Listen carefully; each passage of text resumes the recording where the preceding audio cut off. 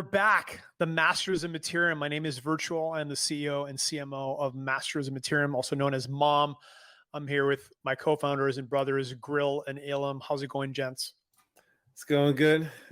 Again, still stuffed with Thanksgiving goodness. Have a nice, relaxing Friday. Nice. You Elam, guys? how's it going, bro? Pretty good. This is the midpoint of the review of Exemplars, so I think we should get into it and see what the dwarfs have to offer us here. Yeah, let's get into it, Grill. All right. Starting off with the Iron Shapers. Although the majority of dwarves dwell in caves, not all of them do. For many generations, some have mingled with the numerous civilizations on Mirandus, running shops, performing trades, and providing a variety of services to its inhabitants. The Iron Shapers are one such dwarven clan. The greatest blacksmiths in the land are members of this illustrious family, and they have devoted their entire lives to maintaining their edge. The hammerway is an uncommon technique by which they educate their children. It creates the perceptions of young Iron Shapers about the world. It always focuses on their trades tools. When a youngster's first successful hammer strike is made, it is as the world has suddenly changed for them. On Hammer Day, Iron Shapers from all around the world pay their respects to their newest brother or sister by bringing them gifts. Many of the Iron Shapers were too young at the time to recall or comprehend the significance of Hammer Day. Iron Shapers are individuals who have been forged by the fire, and as exemplars, they have the Way of the Anvil trait, granting them reduced energy costs from blacksmithing and the ability to make the highest quality weapons and iron implements. Elam, thoughts? Yeah, the Iron Shaper, I think, is your stereotypical blacksmith. Myself, I'll probably call my Iron Shaper MC. I think it fits the general trend here. Typically, what I envision with these guys is if you go to, say, a Majestic Forge or any other high tier forge, Grand Forge, Large Forge, these will probably be the only exemplars that you'll see working in them. The lower forges, there'll probably be some overlap with, say, the strong hands, but you want to make the absolute best weapon or armor or what have you of that general nature, and the Iron Shaper is the one who's going to be doing it for you for sure. I'm also assuming that just like with other exemplars, that you're going to only be able to maybe craft items of certain tiers if you've got maybe the recipe and the mastery level in order to do that. So I hope they do that. It'd be great, again, to produce different tiers of weapons. One thing that I messaged Jason Hughes on, and Jason Hughes, for those of you that don't know, is Michael McCarthy's right-hand man. He's the technical wizard. And I wrote an article about the need to have different metals in the game, have ore, silver, gold, platinum, meridian, steel, have different types of metals with, anything from basic to the strongest, make, again, the rarest, strongest metals incredibly difficult to find. And I think from an economic perspective, that's going to produce multiple metal markets. And, I think it creates a lot more economic opportunities versus just one type of resource. So I really hope they do that. He seemed open to that. And one of the things he said to me privately that's interesting is they're planning on continually adding more and more content over time. So maybe in the beginning, it's just a couple of metals, and then over time, they'll be adding more. I'm just speculating, but he seemed open to that. Grill, thoughts? Not really much to add. This one's pretty straightforward. They're going to be the top blacksmiths of the game, making the best weapons and armor. And as it says in the description, iron implements. Yeah, on their basic description, it just says reduced energy costs for blacksmithing, but I'm really assuming that it's also going to potentially buff the items. Elam, do you think that based on the level of mastery of, let's say, an Iron Shaper, and I've got the same question for a lot of exemplars, that let's say a mastery level 50 doing the same recipe compared to a mastery level 10 might produce a better sword, as an example? Do you think they're going to do that, or a basic sword is going to be a basic sword? Well, I think you could certainly see degrees of craftsmanship, like a item rating per se. The other possibility is with the fact that they give decreased energy use, it's quite possible that the highest tier, say your level 50 mastery best weapon requires, 1,000 energy to use, but a level, say, 50 mastery strong hand only has, say, 900 energy. So the Iron Shaper also has, say a base 900 energy, but because of their ability, they can actually, craft that 1,000 energy use weapon per se. So I think you might see some energy gating as well related to that, but I also do think they'll be able to craft higher quality items of the same general tier. And again, based on what we've heard, it seems that you're going to have to go find or buy recipes or blueprints to craft things, which will be NFTs, which is great. Against another economic opportunity for players, which is awesome. Grill, next one. Okay. Followers. Living in the mountains and mines has endowed dwarves with a variety of special talents and abilities, most of which the outside world finds quite useful. Searching for the greatest riches on the stones is frequently a needle in a haystack task, especially because little gems are sometimes valued by their scarcity. In these cases, it's usually best to develop a strong working relationship with the dwarves. They will be more than happy to extract valuable minerals in exchange for some of your excess goods, and always seem to have an extra pickaxe when yours breaks. Dwarven mining equipment is famous or infamous for its incredible strength and reliability. An average pickaxe made out of standard brass will last through about 60,000 strikes before it needs to be replaced. Dwarven mining equipment is not normally available for purchase. One must become a valued client of the dwarves in order to procure some of their produce. However, certain nobles and wealthy merchants are rumored to own some expertly crafted dwarven pickaxes, rumored to be worth thousands of gold coins thanks to their durability. The Hollowers have made intuition a priority in their history, and they have focused on it. They may sense unseen fractures within the stones, allowing them to extract the most out of each strike with their hammer or pick. Some even say that the Grey's Hollowers can sense the exact location of the sought treasure and uncover it with no wasted time at all. Others simply make the case Hollowers are consistently lucky. Despite the fact that these exemplars don't display a fracture preventing ability, they do have a characteristic called Feel for Fractures. This trait allows them to mine without expending as much energy. There's some really fascinating points in that description, but we'll start with Alum. Go ahead. Yeah, so these are kind of like the workhorses of the miners. They're going to be doing the most actual, grunt work in terms of mining. The fact that they have better energy efficiency is something that's actually surprisingly important. If anyone's played the third play test where they had the ability to chop down trees, the thing that limited your ability to chop was your energy use, and waiting for that to regenerate compared to your total bar was a significant amount of time. So being able to do that more efficiently, you could likely get many more swings per energy bar before you have to regenerate. So I kind of picture that, you have like a group of dwarves going into a mine. Each one is going to have their own purpose, but I wouldn't be surprised if you throw a few hollowers in to actually do the bulk of the actual mining itself. First interesting comment in that description is a needle in the haystack, which makes it sound like mining might be difficult. It might not just be as simple as walking in a cave and button smashing, which is interesting. You might have to walk around and try to find a vein. And again, maybe the hollowers will be more successful at finding these veins. Second thing that's interesting, it sounds almost like maybe only the dwarves can mine. You talked about the pickaxe and only sounds like only the dwarves can use it. So very interesting comment. Elam, any thoughts on that? Do you think that only the dwarves will be able to mine or every exemplar will be able to mine?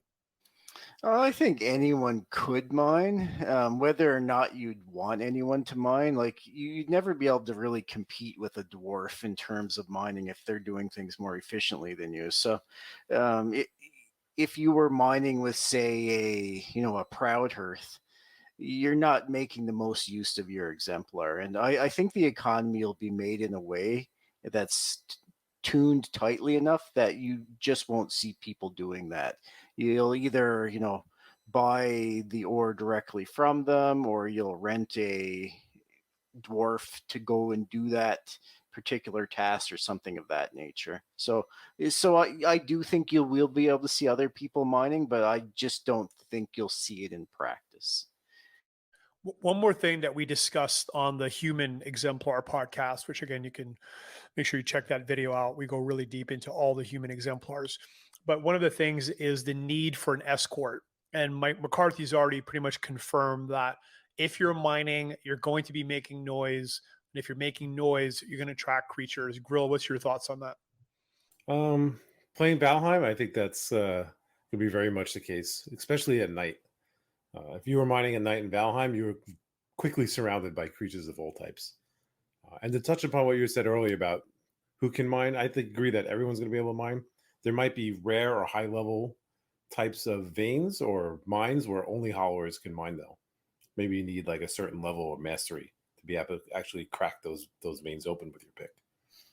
I really like that idea. If there's different levels of metals, let's say there's 5, 7 levels, I really love the idea that only the highest tiered mastery dwarves could actually access that. I think that's really interesting. Let's hop to the next one. Up next, the Glimmering Clan, which is kind of the follow-up dwarves to the Hollowers. Okay. Glimmering Clan's members are known to have developed excellent skills in finding treasure in the trash, as well as riches in the rubble. It has been suggested that some of the most valuable objects discovered during dwarven mining operations have gone unnoticed and have been carelessly discarded. Members of the Glimmering Clan, who are constantly working to make extra money to cover their costs, are often seen searching the world's various dumps and scrap heaps that populate Mirandus for valuable items. The Glimmering Clan has a reputation of being very good hagglers, with members always trying to buy things cheaply and sell them for more expensive prices. Sounds like a few people I know in OpenSea. These mining professionals, like those who search for gold or silver in the streams, seem to be guided by something deeper than the desire for money. They rummage through the mounds of mining debris, regardless of the size of the waste pile. When the Glimmering Clan appears on a busy mining site, the leaders of the operation are frequently frustrated since they find ore that has been overlooked. The Glimmering Clan is particularly useful. The Glimmering Clan is particularly useful to mining managers who wish to sift through their crew's discards. These dwarves, as exemplars, have a talent called ascertain ore that enhances the mining output by a percentage. A lot of interesting points there. Ilum? Yeah, so these particular exemplars, I think, would go incredibly well with the hollowers. I kind of picture the hollowers, doing the grunt work, cracking their pickaxes against things. You get a bunch of leftover ore. The Glimmering Clans come in and, sift through it and try to, grab some gems, maybe get a little higher yield or benefit with that. As something you mentioned before with regards to the escorts, yeah, these people are definitely going to need escorts. My kind of picture of like a team would be, potentially a few hollowers, maybe a Glimmering Clan or two, maybe an elf or an orc or something of that nature. Yeah, the Glimmering Clan I see working as well, also very closely with the jewel crafters. So the goldsmiths, exemplars in particular, given that these people are looking to, ascertain the gems and such within the ore. You brought up a really key point, which is that Mirandus is designed to operate in teams. We talked a little bit about rating teams on the orc video. Make sure you check that out. We talked a little bit about crafting teams in the human video. Make sure you check that out. And now, as we go through the different dwarves, it's very clear that you're going to need a team in order to be successful. And the team will probably include a variety of dwarves plus escorts. So again, that's why you want to join a guild like the Masters of Materium, mastersofmaterium.com. Check us out. Grill, thoughts? To reference WoW again, I can see them possibly going through like the leftover stones or cheaper ore and maybe finding something of high value within it. It was called juke crafting in War in WoW. The ability to use was prospecting. I can see them doing something similar to that. And yeah, I agree that, again, to touch upon the group thing, groups are going to be more than just the orcs. The dwarves go out and mine ore. It's going to take a full company of exemplars to make it work.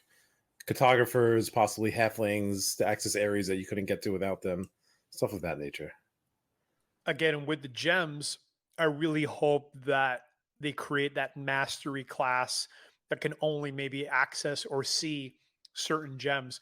And if they've designed things that way, what's going to happen is people are going to be incredibly motivated to achieve mastery with that class.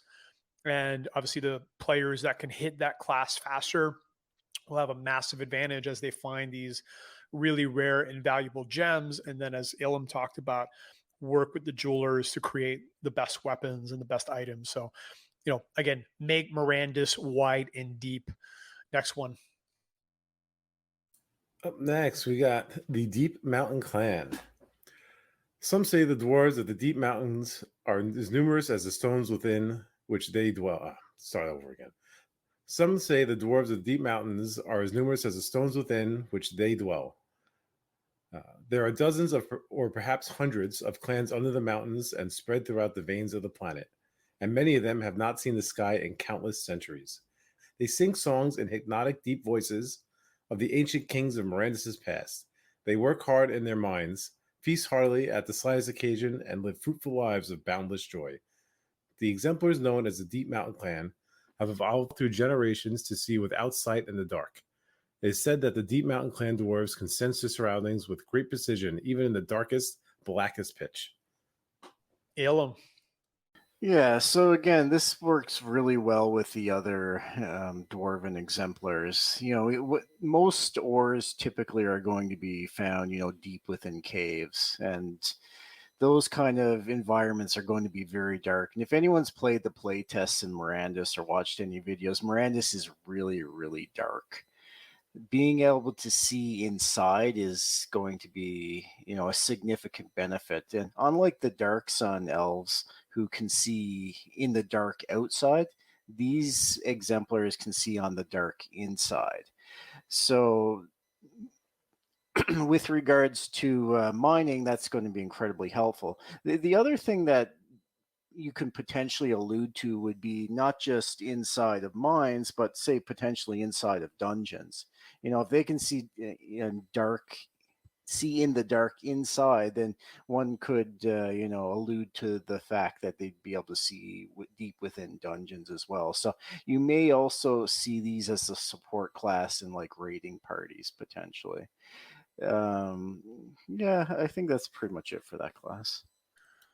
Yeah, I've got a couple of questions. So one is, obviously at the entrance of the cave, you'll obviously have some light, and then as you go deeper, it'll get darker and darker, and at some point it'll probably be pitch black.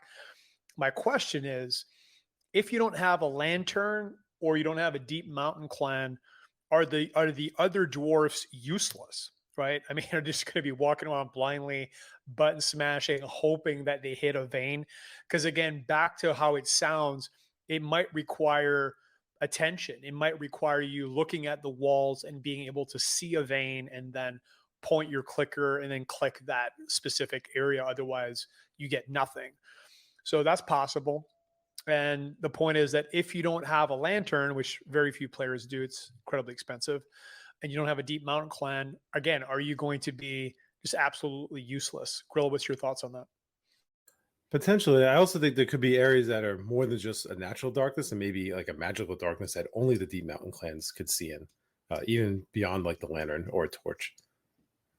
Ellen, what's your thoughts? Do you think other dwarves will be useless in absolute pitch black darkness without a lantern? Well, and again, you could have torches and things like that too. But Yeah, that's what I was just going to say. So they have mentioned there will be torches. The other thing that's interesting, you say they just kind of, feeling around. Well, one of the actual abilities of the dwarf is feel for fractures, right? So maybe they actually do just go kind of feel around in the rocks and go, try to find things that way. yeah, anyways, mining is going to be obviously a really big economy, and it's going to be interesting. Grill, next one. And to finish it up, the conveyors. The ability to move massive rocks and rich ores is highly prized, as is their deity. Gravis is said to have hold up the mountains deep within the ground. As exemplars, they have a bonus to carrying weight. Yellow.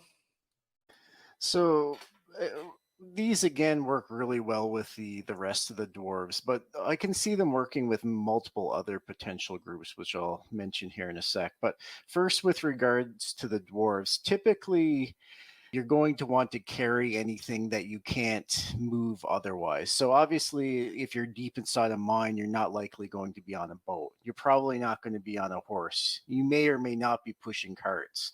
So a lot of the heavy weight is going to have to be physically carried, and they can carry more weight. One thing that they don't actually discuss, and it'll be quite important, is can they also have more inventory slots? So we know based on the paper dolls and such that uh, items don't just take up encumbrance, but they also take up a certain number of slots. So being able to carry more weight doesn't necessarily help in all regards. With that said, typically you can't mount, say, inside caves and such, so they're going to be quite useful in that respect. Another major point I can see them being used in is dungeons.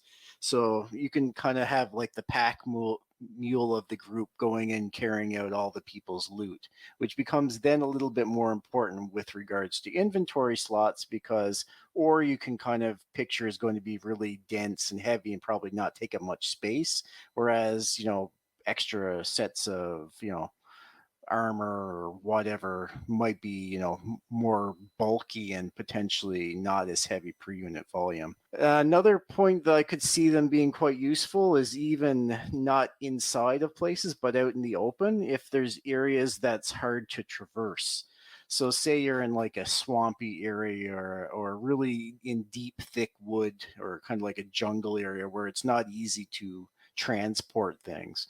I could see these exemplars moving goods through those areas as well, like with chopping trees or whatever else they want to be transporting. But yeah, these are kind of like the Mirandus pack mules. First of all, it's going to be interesting to manage both weight and slots. Again, make Miranda's hard. I think that it's possible that these won't be as critical as other dwarfs. And the reason I say that is I think that maybe the horses cannot go inside the caves, but I would assume that you could have horses with saddles waiting outside the cave. So the dwarves would just carry their ore, their metals, dump it in the saddles, and then the horses would carry the majority of the weight. Grill, what's your thoughts on this? If it's just ore that they have bonus to, they won't be as powerful. If they can carry extra weight for everything, which is kind of what the description is saying, I think they'll be exceptionally useful and powerful. Again, if from other games, if you've played Mirandus, you quickly realize how important it is to be able to carry extra weight. There's an NPC in that game where you can buy a passive that gives your character the ability to do that, and it kind of almost breaks the game when you find that.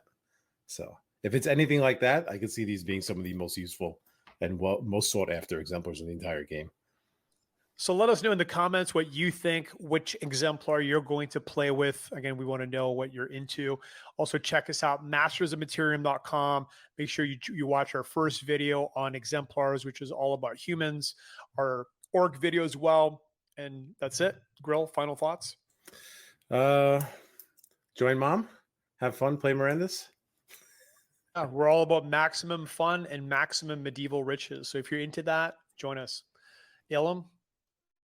Yeah, no, I think the dwarves are a great set of exemplars really for anyone to use, and they'll get plenty of use. So yeah, looking forward to the next set, which would be halflings and or potentially elves. So good day to everyone.